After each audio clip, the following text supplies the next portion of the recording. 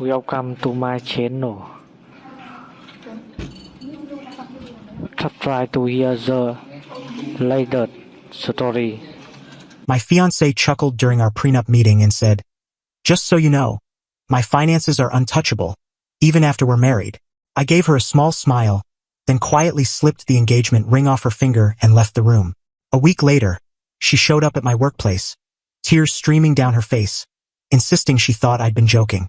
Hey viewers, quick note. Only 8% of you watching are subscribed, and the channel's growth has stalled. If you enjoy these stories, please hit that subscribe button. It really helps keep the content coming. Thanks. 2 weeks ago, I learned exactly how my fiancé envisioned our marriage. It's still hard to believe how quickly everything fell apart, though the red flags were probably there all along. Emily and I had been engaged for 8 months, together for 3 years.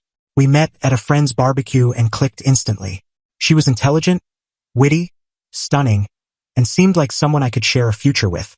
I proposed last summer at her family's annual beach house rental. Our wedding was set for 6 weeks from now.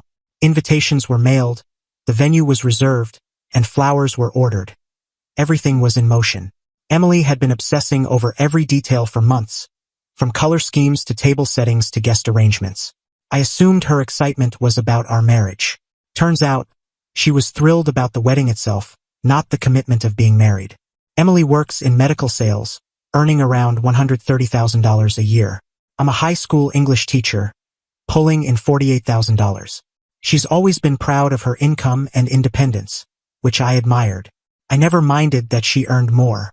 In fact, I thought it was great that we both contribute to our shared future. So, her words at the prenup meeting blindsided me completely. Emily insisted on a prenuptial agreement due to our income disparity. It seemed reasonable, protect both our interests, keep things clear and equitable. We each hired separate attorneys to negotiate the terms.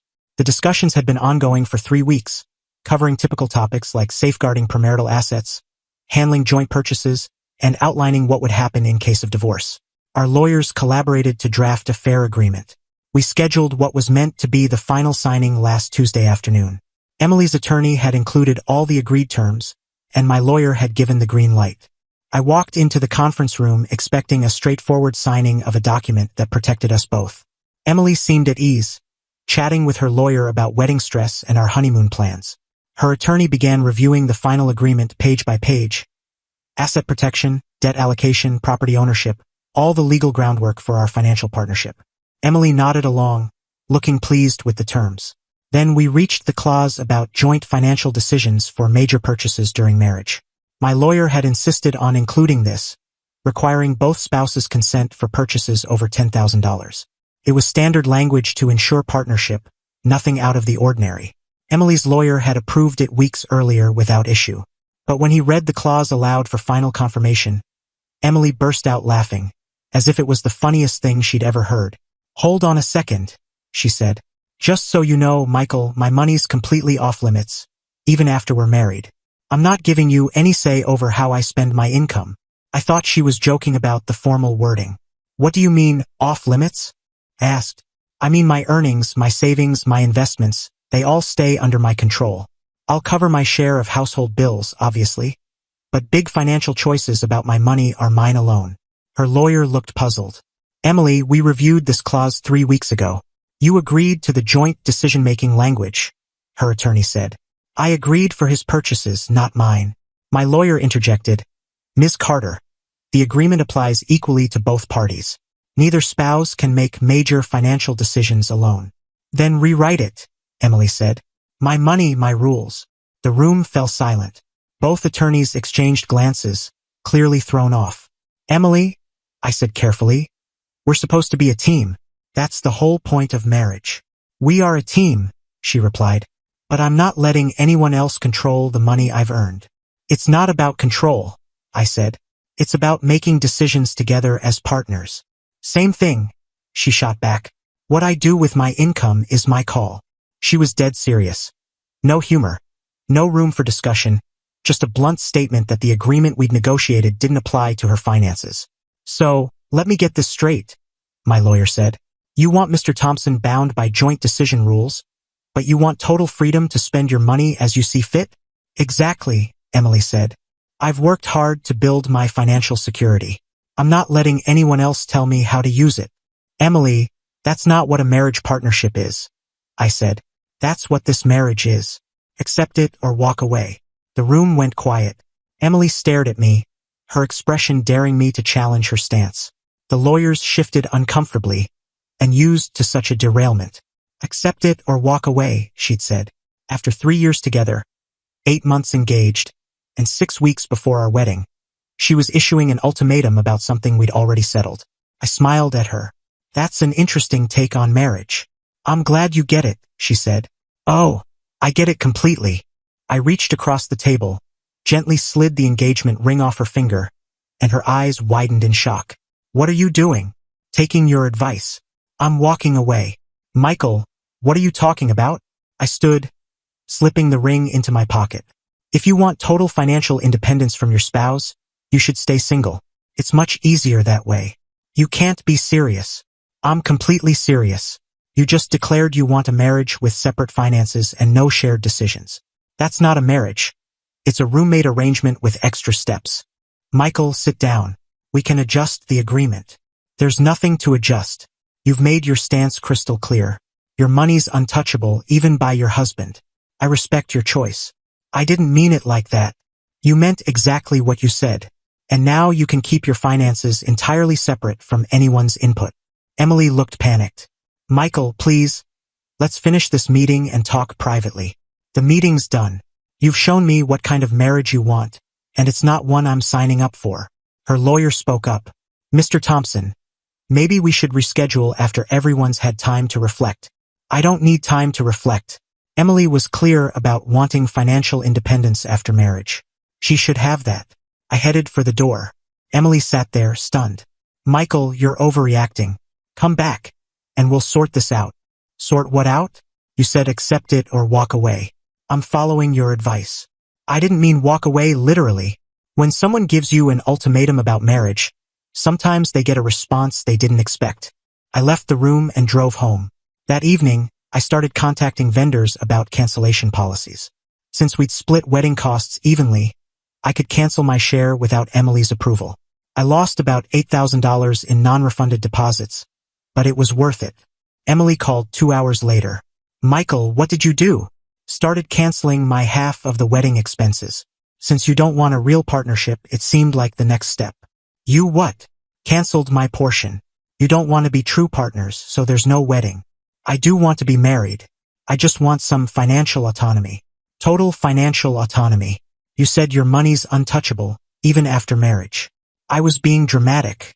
We can find a middle ground. There's no middle ground between shared decisions and untouchable money, Emily. Yes, there is. We can raise the threshold or add exceptions.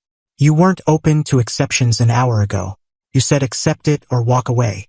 She called repeatedly over the next week, leaving voicemails about how I was blowing things out of proportion, how we could fix this, how she didn't mean it the way it came out. But I'd heard her loud and clear. Emily wanted the status of marriage without the partnership. Word spread fast about the canceled wedding. Emily's friends called, asking what happened. I told them the truth.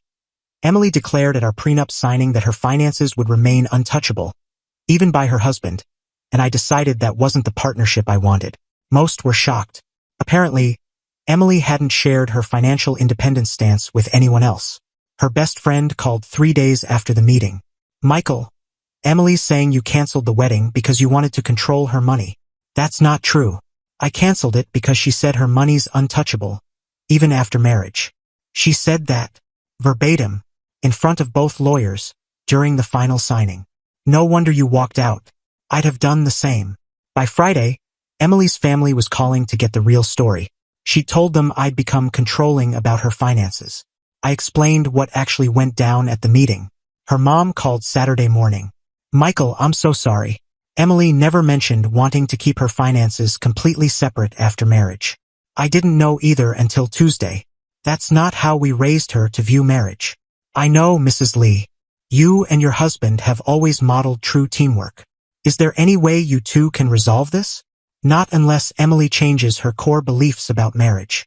She's been upset all week, calling us in tears. I'm sure, but she was very clear about her stance. The following Tuesday, I'm teaching fourth period when the school secretary interrupts, saying there's an urgent visitor in the office. I arrive to find Emily in the waiting area, looking like she'd been crying for hours, dressed in wrinkled sweats, hair in a messy bun, completely unkempt. Michael, thank God. We need to talk. Emily, you can't show up at my school. This is my job. You're not answering my calls. This was my only option. There's nothing to discuss. You made your stance clear at the signing. I was wrong. I got scared about losing my independence and said things I regret. You weren't scared. You were honest, and that honesty showed we want different things. I don't want different things. I want a real partnership with you. No, you want the benefits of marriage while keeping total financial control. That's not partnership. Michael, please. I've been reflecting all week. I was selfish and wrong. You were clear about your expectations. There's nothing wrong with knowing what you want. There's everything wrong with how I acted. I love you and want to marry you and build a life together. You love the idea of marriage, but you don't want to be married to me. The school secretary was pretending not to listen. Staff members passing by glanced at the scene unfolding. Emily, this isn't the place. I need to get back to class. Then meet me after school. Please, just hear me out. Hear what? You told 2 lawyers your money's untouchable, even by your husband. That wasn't a mistake. It was a fear-driven reaction. I panicked about losing control. And now you don't have to share control with anyone. Problem solved. Michael, I'm begging you. Give us another chance. A chance for what? For you to act like you want partnership until after the wedding. To prove I want a real partnership. I'll sign any agreement you want. Emily, you showed your true colors. Don't backtrack now because you see the consequences. My true feelings are that I love you and want to be your wife. Your true feelings are that you want marriage while keeping your finances separate from your husband. Find someone who's okay with that. The principal appeared, looking concerned about the disruption. I needed to end this. Emily, you need to leave. I'm at work. Michael, please don't throw away 3 years over one conversation. I'm not throwing away 3 years. I'm avoiding a lifetime of conflict with someone who sees marriage differently. I see it the same way now. No, you don't, and that's fine, but we're not compatible for marriage. She left in tears. I spent the rest of the day answering colleagues' questions about the scene. Most were supportive once they heard what happened at the prenup meeting. That was a week ago. Emily's been texting nonstop about reconciling, but I haven't replied. Her friends keep asking if I'll reconsider, but my stance is firm. When someone says their money's untouchable even after marriage, take them at their word. Don't hope they'll change or didn't mean it. Emily showed me her vision for our marriage. A social arrangement where she'd keep total financial independence while I'd be bound by shared decision rules. That's not a marriage. It's an unfair deal. The wedding would have cost $24,000 total. I lost $8,000 in deposits, but that's a small price compared to divorcing someone who never wanted true partnership. Emily wanted a marriage where her finances stayed untouchable. Now she gets to keep them that way.